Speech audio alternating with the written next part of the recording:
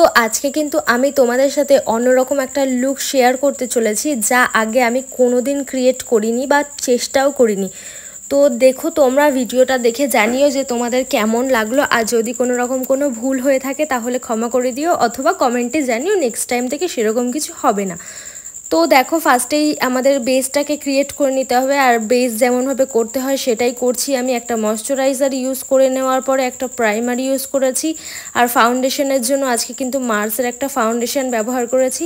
তো ফাউন্ডেশনটা ভালো করে ব্লেন্ড করে নেওয়ার পরে আমি একটা ফেস কালারের প্যালেট নিয়েছি, আর সেটা দিয়ে ফেসের হাফ সাইডে একটা অরেঞ্জ কালারের শেড নিয়ে ভালো করে আঙুল দিয়ে ব্লেন্ড করে নিচ্ছি। প্রথমে একটু স্প্যাচুলা ব্যবহার করার চেষ্টা করেছিলাম, দেখলাম হচ্ছে না, আঙুলেই ফিরতে হয়েছে। এবার ফেসের এই কালারটাকে সেট করার জন্য আমি আইশ্যাডো প্যালেটের থেকে একটা অরেঞ্জ কালারের শেড নিয়ে আমি একটা ব্রাশের সাহায্যে খুব সুন্দর করে হালকা হাতে ব্লেন্ড করে নিচ্ছি, যাতে আমার ফেসটাও সেট হয়ে যায় আর কালারটাও যাতে খুব সুন্দর করে ফুটে ওঠে।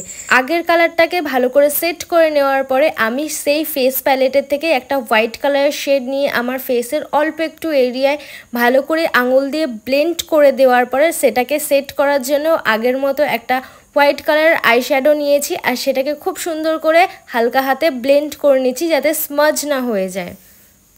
এতক্ষণে তোমরা হয়তো দেখে বুঝেই গেছো যে আমি আমার ফেসের অর্ধেক সাইডে ভারতবর্ষের পতাকায় যে 3 রং ব্যবহার করা হয় সেই 3 রঙের সাহায্যে আমি আমার ফেসের অর্ধেক সাইডটা একটুখানি সেই পতাকার এফেক্টটাই আনার চেষ্টা করেছি। তো কেমন কি কতদূর পারছি আমি জানি না, কিন্তু আমি চেষ্টা পুরোপুরি করেছি।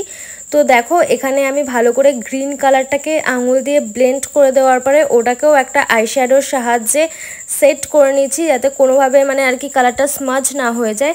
তো এই 3টে কালারকে আমি সুন্দর করে সেট করে নেওয়ার পরে এখন মাঝখানে যে আমাদের অশোক চক্রটা রয়েছে সেটা ড্র করার জন্য আমি ওই কালার প্যালেটের থেকে একটা নীল কালারের শেড নিয়েছি, আর সাথে একটা বোতলের ক্যাপ নিয়েছি।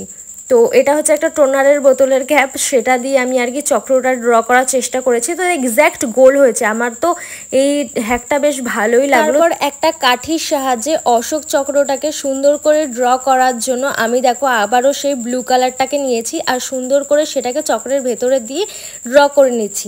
আর ফেসের হাফ সাইডে আমি কি করব বুঝতে না পেরে সেই জায়গাটা আমি ভালো করে পাউডার দিয়ে সেট করে নিচ্ছি। তারপর আমি একটা অন্য কিছু করার চেষ্টা করেছিলাম, কিন্তু বুঝতে পারছিলাম না যে কী করে কি করব। তো আমি ভাবলাম যে চলো ছাড়ো, একটা অন্য কিছু করা যাক। একটু নিজের মতো করে আমি একটা ডায়লগ লিখেছি। তো এই ডায়লগটা ভীষণ ফেমাস, তোমরা সবাই জানো নিশ্চয়ই। তো আজকের এই অন্যরকম লুকটা তোমাদের কেমন লাগলো অতি অবশ্যই কমেন্ট করে জানিও। আর ভালো লাগলে একটা লাইক করে দিও, শেয়ার করে দিও, আর চ্যানেলটা সাবস্ক্রাইব করতে ভুলো না। চলো টাটা।